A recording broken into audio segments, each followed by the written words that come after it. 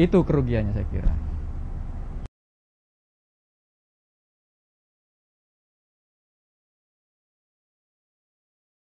Tapi paling tidak kita bisa mengajukan pertanyaan kepada para pembentuk undang-undang pada waktu itu.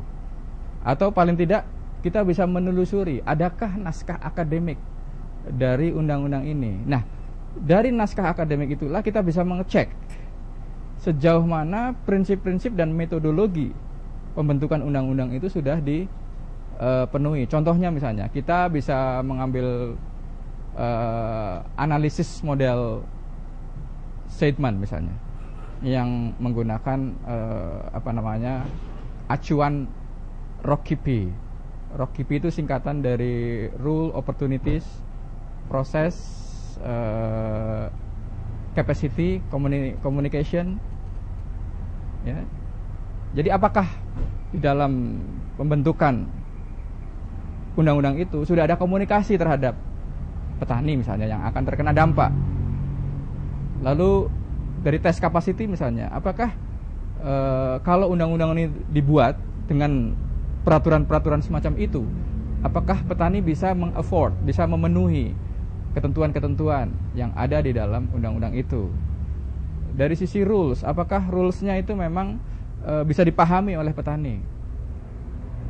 Gitu kan? Dari opportunity misalnya peluang, apakah dengan adanya undang-undang ini petani memperoleh peluang untuk melaksanakan undang-undang itu, untuk berpartisipasi mewujudkan tujuan undang-undang itu.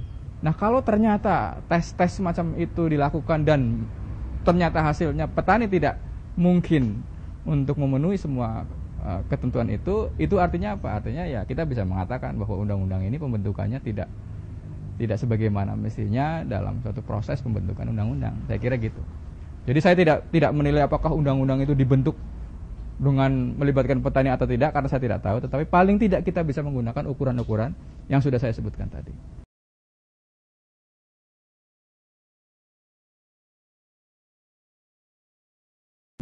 Saya mungkin mengambil contoh yang pernah ditanyakan kepada saya tentang kasus-kasus di Jawa Timur ya. Ada petani yang dituntut pidana karena dengan tuduhan melakukan sertifikasi. Nah, contoh ini adalah contoh yang sangat menurut saya sih lucu ya, karena apa? Yang melakukan sertifikasi itu kan harusnya pemerintah. Yaitu suatu proses untuk melakukan pemeriksaan terhadap benih yang akan dilepas. Nah, apakah petani melakukan hal itu? Petani Kediri khususnya. Saya kira tidak. Mereka justru mencoba untuk merekayasa benih yang ada berdasarkan pengetahuan sederhana mereka. Jadi tujuan mereka bukan melakukan sertifikasi sebetulnya contohnya. Nah, ini adalah contoh dari penerapan undang-undang yang menyimpang dari tujuan undang-undang itu sendiri. Itu satu. Kemudian kalau misalnya ada lagi yang dituduh melanggar perlindungan konsumen misalnya. Itu ada kalau nggak salah di Kediri. Loh, undang-undang perlindungan konsumen itu kan diundangkan untuk melindungi konsumen. Nah, apakah konsumen sudah dirugikan dengan apa yang dilakukan oleh para petani itu? Gitu. Itu yang harus dibuktikan.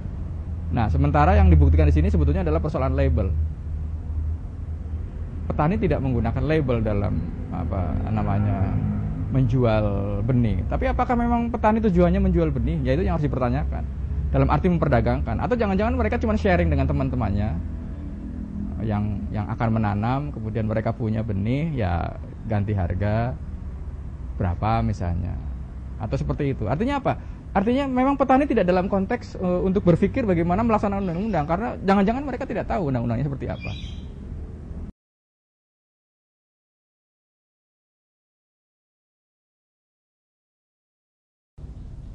Pembentukan undang-undang itu harusnya ya ideali tidak boleh menyimpang dari dasar filosofi yang ada di dalam undang-undang dasar sebetulnya. Di mana dasar filosofinya adalah bahwa untuk masyarakat Indonesia masih kuat didominasi oleh prinsip hidup kebersamaan, harmoni, ya, sharing dan sebagainya. Terbuka, artinya tidak bersifat posesif, seperti itulah, hal-hal semacam itu. Nah, apakah itu diperhatikan dalam konteks penyusunan undang-undang? Ini juga penting. supaya kita bisa men-trace, bisa menelusuri benarkah undang-undang ini sudah disusun berdasarkan landasan filosofi yang tepat. Karena keberlakuan undang-undang di masyarakat itu sebetulnya bisa ditentukan oleh 3 ukuran. Pertama, ukuran yuridis yang kaitannya dengan formalitas pembentukan undang-undang itu dibentuk oleh presiden bersama-sama DPR dan seterusnya. Keberlakuan secara sosiologis, artinya secara nyata undang-undang itu bagaimana diimplementasikan di dalam masyarakat. Lalu secara filosofis yang lebih mengacu kepada dasar pemikiran atau pandangan-pandangan atau background falsafi yang ada di dalam undang-undang itu. Nah, kalau ketiga unsur itu terpenuhi, maka kita bisa katakan bahwa undang-undang itu adalah undang-undang yang baik. Nah, masalahnya adalah ketika dalam proses penyusunan itu masalah-masalah sosiologis dan filosofis kadang-kadang dilupakan. Semata-mata orang melihat pada formalitas pembentukan undang-undang itu sendiri, tanpa melihat substansinya itu apakah cocok apa tidak dengan the way of life dari masyarakat.